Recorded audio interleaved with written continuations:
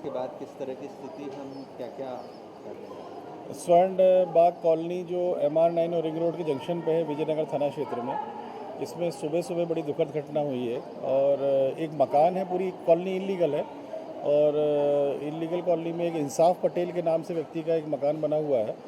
इंसाफ पटेल के बारे में जो मैं अभी जो घायलों से मिला हूँ, वो शायद जिम चलाते हैं, वो जो ओनर हैं इस मकान के।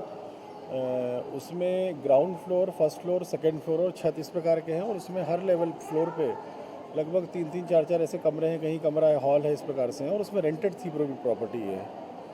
सुबह संभवतः ग्राउंड फ्लोर में जो पार्किंग एरिया था, जहाँ गाड़ी खड़ी हुई थी और मोटरसाइकिल भी थी और इलेक्ट्रिकल लाइंस भी थी, वहाँ शॉर्ट सर्किट हुआ है। इलेक्ट्रिकल लाइंस में शॉर्ट सर्किट हुआ है कि गाड़ी में हुआ है, मोस्ट प्रॉब्ली संभावना बिजली की लाइनों में ही रहती है। उसमें अभी इलेक्ट्रिकल सेफ्टी के कारपालन यंत्री, E&M PWD के कारपालन यंत्री और फायर, तीनों को हम लोगों ने भेजा है। वो जांच करेंगे टेक्निकली तत्काल अभी कि क्या कहाँ से संभावना है इसकी। वहाँ शॉर्ट सर्किट होता है, वो शॉर्ट सर्किट गाड़ियों में सीटों पे जाता है, मोटरसाइकिल वगैरह की, और उससे धुआं होना शुरू होता है। गाड़ियों में आग लगने से धुआं बहुत होता है, और वो ऊपर की पहली मंजिल, दूसरी मंजिलें पहुँचता है। पहली मंजिल की जो एक महिला भी एडमिट हैं, जिनसे मुलाकात हुई, खान हैं वो, उनसे जो बात हुई, उनका कहना था कि पहली मंजिल में रहती थी वो, और धुआं केवल आया था, वहाँ आग नहीं थी, वहाँ पर धुआं बहुत था। और वो बालकनी में निकली, जब जैसे उन्होंने सुबह उठी और धुआं देखा तो घबरा के बालकनी गई। तब तक इंसाफ पटेल जो ओनर शायद बगल में रहते हैं, उन्होंने दूसरी बालकनी में थे, बगल वाली बिल्डिंग की, उन्होंने उनको बचाया। उसके कारण ये फिर यहाँ आई और काफ़ी सुरक्षित हैं अभी, कोई आग की कोई उसमें नहीं हुआ है।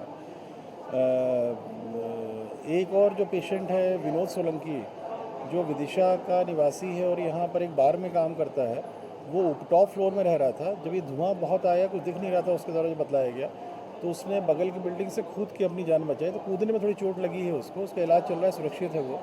एक और तुषार प्रजापति जो ऊपर ही रहता था वो, उसने भी कूद की जान बचाई। उसको थोड़ा कमर में हल्का सा जर्क है उसको, और उसका इलाज भी MRI और सब चीज़ें हो रही हैं अभी। दो व्यक्ति जो नागदा निवासी हैं, उनको धुएं का हल्का इफेक्ट था, सुबह आए थे वो, और वो हल्का सा माइनर इलाज करा के अपना नागदा रवाना हो गए। पर अभी हम लोगों ने बोला है, MYH सुप्रिटेंडेंट ठाकुर साहब भी अभी MYH में ही हैं, यहीं पर हैं, और उनको बुला रहे हैं वापस, क्योंकि उन्होंने जो इनहेल किया है कार्बन डाइऑक्साइड, उसमें ऑक्सीजन उनको 24 घंटे तक देना कम से कम ज़रूरी है, ऐसा डॉक्टर्स का बोलना है। तो उनको बुला के 24 घंटे एडमिट करके उनको ऑक्सीजन दे करके और फिर उनको डिस्चार्ज किया जाएगा चेकअप के बाद। 7 अनफॉर्चुनेट डेथ हैं, और उसमें कुछ की दम घुटने से है। कुछ की ग्राउंड फ्लोर पे जो लोग थे, ग्राउंड फ्लोर पे भी रूम्स थे।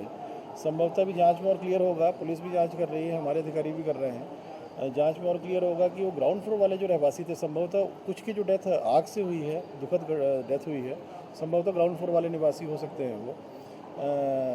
बाकी ऊपर के फ्लोर में जो फ्यूम्स थी और जो धुआं था, उसकी वजह से कैजुअल्टी और ये तकलीफ गई हैं। ये जांच हो रही है, पुलिस FIR भी कर रही है मकान ओनर के खिलाफ। अगर इसमें राहत के लिए भी हम लोगों ने टीम भेज दी मौके पे, जो भी दुर्घटना में इसमें हानि हुई है वो भी हुआ है। और अगर किसी प्रकार का षड्यंत्र नहीं होगा, ये पुलिस से रिपोर्ट लेंगे हम लोग 3-4 दिन बाद।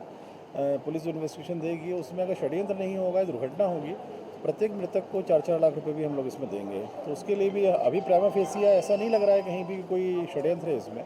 पूरी संभावना है कि ये एक शॉर्ट सर्किट के कारण हुआ हो ये, किंतु फिर भी पुलिस इन्वेस्टिगेशन कर रही है। किसी भी संभावना से इनकार नहीं किया जा सकता है षड्यंत्र किसी बात से। वो क्लियर होते ही 1-2 दिन में सभी मृतकों को हम लोग 4-4 लाख रुपए की राहत राशि देंगे RBC 6-4 के प्रोविजंस के तहत। सर, घायल हैं उनको भी? उसके लिए जो उनकी 6-4 में जो प्रोविज़न है, कुछ अमाउंट उसमें भी दिया जाता है, प्लस उनकी जो सामग्री में जो भी नष्ट हुई है उसके भी दिया जाता है, वो भी हम लोग उनको राशि देंगे उसमें। एग्जैक्ट अमाउंट मुझे अभी नहीं मालूम है, किंतु उसमें प्रावधान है उसमें।